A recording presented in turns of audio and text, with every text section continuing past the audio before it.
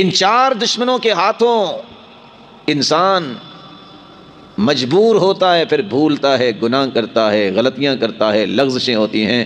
اللہ تعالیٰ نے ساتھ موقع دے دیا کہ اگر کوئی اپنے گناہوں کی معافی چاہتا ہے تو توبہ کر لے۔ کیسی توبہ کرے؟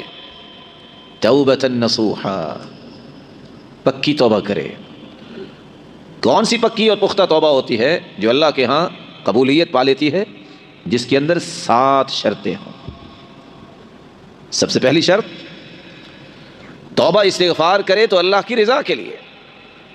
کتنے لوگوں کے ہاتھوں میں آپ نے دیکھا ہوگا تسبیح پکڑی ہوئی ہے اور بات کر رہے ہیں اور زبان سے کلمہ کو نکلتا ہی نہیں اور باتیں جاری ہیں۔ اس تسبیح اٹھانے کا کیا فائدہ ہوا؟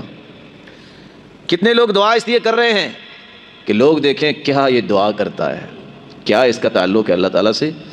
ان اللہ لا يقبل من العمل الا ما كان له خالصا وابتغي به وجهه، اللہ تعالیٰ اسی عمل کو قبول کرتے ہیں جو خالص اللہ کے لیے ہو، جو خالص اللہ کی رضا کے لیے ہو، اللہ کی خوشنودی مقصود ہو۔ دنیا کو دکھانے کے لیے توبہ نہ کرے، دنیا کو دکھانے کے لیے رو کے نہ دکھائے یہ بہت روتا ہے، اللہ کو راضی کرنے اور اس کی خوشنودی حاصل کرنے کے لیے توبہ شروع کرے۔ اور کیسے توبہ کرے؟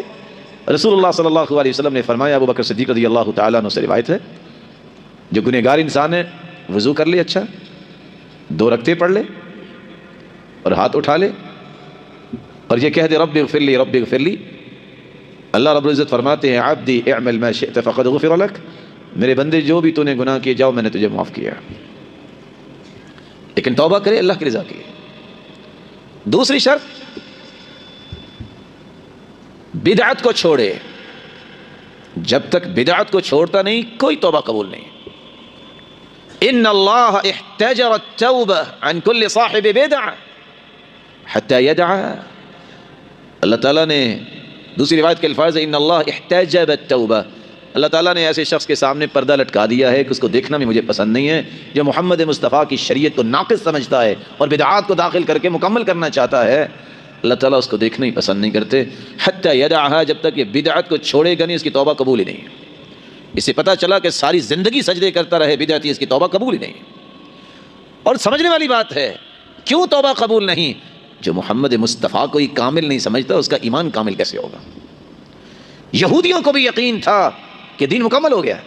عمر رضی اللہ تعالیٰ عنہ کے پاس یہودیوں کی جماعت آئی، صحیح بخاری کی روایت ہے، اور آ کے کہنے لگے آیۃ فی کتابکم لو نزلت علینا معشر الیہود لاتخذنا ذلک اليوم عیدا، مسلمانوں تمہاری کتاب میں ایک ایسی آیت ہے، اگر یہودیوں پہ اترتی تو جس دن یہ اتری تھی ہم اس دن کو عید کا دن مناتے، اتنی بڑی آیت ہے۔ عمر رضی اللہ تعالیٰ عنہ نے پوچھا کون سی آیت؟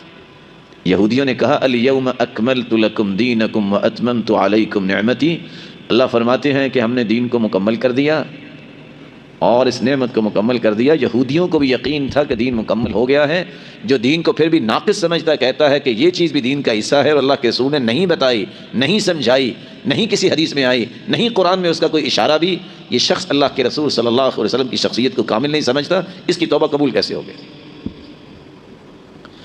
اور اس لیے عائشہ رضی اللہ تعالی عنہ فرمایا کرتی تھی، جو شخص یہ کہہ دے کہ اللہ کے رسول نے کچھ چھپایا ہے امت سے، سب کچھ نہیں بتایا، فہو من افر الفریہ، دنیا جہان کا سب سے بڑا جھوٹ ہے۔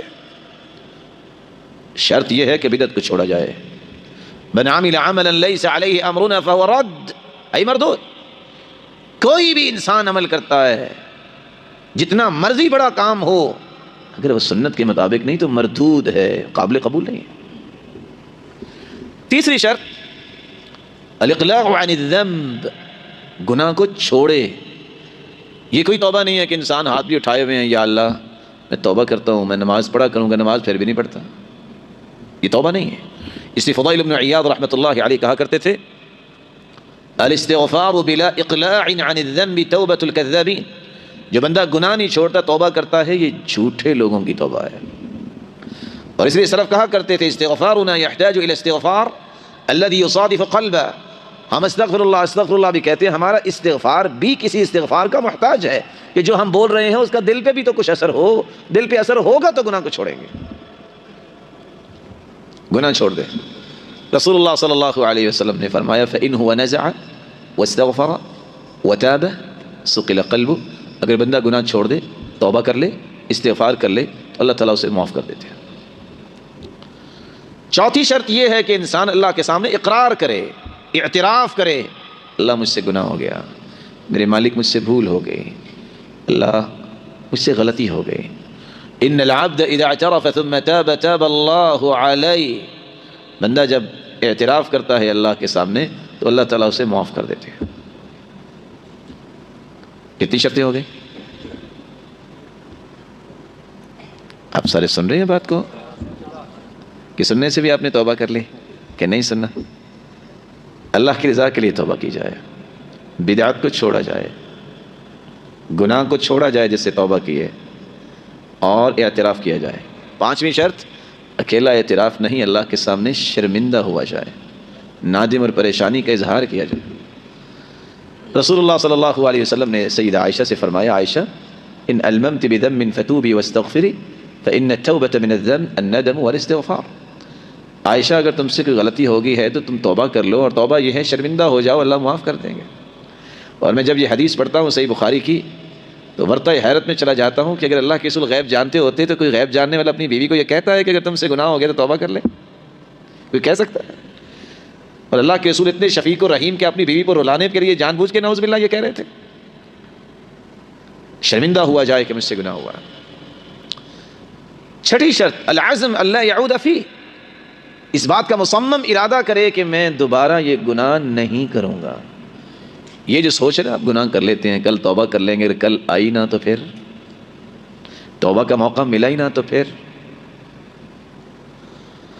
والذین اذا فعلوا فاحشة او ظلموا انفسهم ذکروا اللہ فاستغفروا لذنوبهم ومن يغفر الذنوب إلا الله ولم يصروا على ما فعلوا وهم يعلمون۔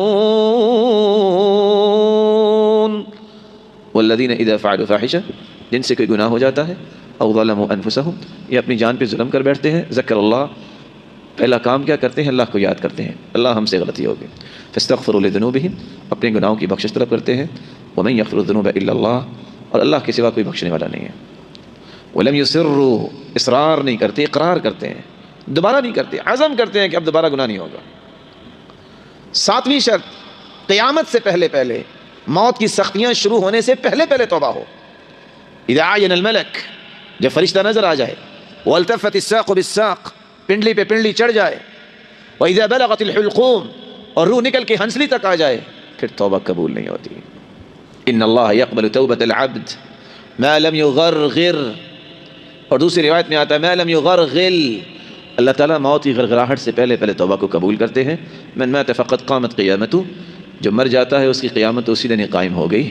حدیث کے الفاظ، ان للتوبۃ بابا عرض ما بین مصراعیہ كما بين المشرق والمغرب لا يغلق حتى تطلع الشمس من مغربها، اللہ نے توبہ کا ایک دروازہ رکھا ہے، اس کی چوڑائی اتنی ہے جتنا مشرق و مغرب کا فاصلہ ہے، یہ بند نہیں ہوگا، اس دن بند ہوگا جس دن سورج مغرب سے نکلے گا، جس دن قیامت آئے گی۔ اور یہاں رک کے ایک چھوٹا سا پیغام بھی دے دوں، آج لوگ مغرب کی نقالی کرنے میں کتنے اپنے آپ کو قابل سمجھتے ہیں۔ سورج روزانہ ہی غروب ہوتے کہتا ہے میں جب بھی مغرب میں آتا ہوں غروب ہی ہوتا ہوں، میں مغرب سے طلوع ہوں گا تو اس دن جس دن قیامت آئے گی۔ جو لوگ مغرب کی نقالی کرنا چاہتے ہیں ان کا ایمان غروب ہی ہوگا، طلوع نہیں ہو سکتا۔ بعض علماء نے آٹھویں شرط بھی بیان کی ہے کہ توبہ کی قبولیت اس وقت تک ممکن نہیں جب تک یہ شرط نہ ہو، اور وہ کیا ہے؟ برا ماحول چھوڑو، بری دوستیاں چھوڑو، نیک لوگوں کا ساتھ اختیار کرو۔ اور اس کی ایک وجہ ہے، اگر کوئی آدمی بیچارہ نیک بننا بھی چاہے، دوست پتہ کیا کہتے ہیں؟ اتذکروا کم لیلۃ سہرنا بذلها والزمان عید، اتذکروا کم نغمۃ سمعنا وانت فینا راقص مریب، اتذکروا کم خمرۃ شربنا والکفر فی حقنا مزید۔ اور جانتے ہو اکٹھے تم گانے سنتے تھے، اب تم نیک بن بیٹھے ہو، ہمارے ساتھ بھی تم ہوتے تھے، اور ساتھ ایک لفظ بولا جاتا ہے 100 چوہے کھا کے بلی حج کو گئی، پتہ نہیں ہے کہاں لکھا ہے، اور وہ بھی ڈر جاتا ہے کہ واقعی اب مجھے حج پہ تو نہیں جانا چاہیے، اور چوہے کھانے چاہیے۔ یہی بات ہوئی نا، وہ چھوڑ دیتا وہ کہتے ہیں اکٹھے تو ہم شرابیں پیتے تھے، تم بھی رقص کرتے تھے، اب تم نیک بن گئے ہو، ہم ہی رہ گئے برے۔ وہ کہتے ہیں بات تو ایسے ہی ہے، اس کو کیا کرنا چاہیے؟ لا تلتفت، دیکھے بھی نہ ایسے لوگوں کی طرف۔ موسیٰ علیہ السلام کو فرعون نے یہی کچھ کہا تھا جب موسیٰ نے دعوت دی علیہ السلام، تو فرعون کہتا ہے وَفَعَلْتَ فَعَلَتَكَ الَّتِي فَعَلْتَ وَأَنْتَ مِنَ الْكَافِرِينَ، خود بندہ مار کے بھاگے ہوئے مجھے آ کے نصیحت کر رہے ہو؟ تو انہوں نے کوئی جواب نہیں دیا، کیا کہا؟ قَالَ فَعَلْتُهَا إِذًا وَأَنَا مِنَ الضَّالِّينَ، اس وقت میں بھولا ہوا تھا، اب ذرا ہوش سے بات کرنا، میں نبی بن کے آیا ہوں۔ کبھی ان کی باتوں پہ غور نہ کرو۔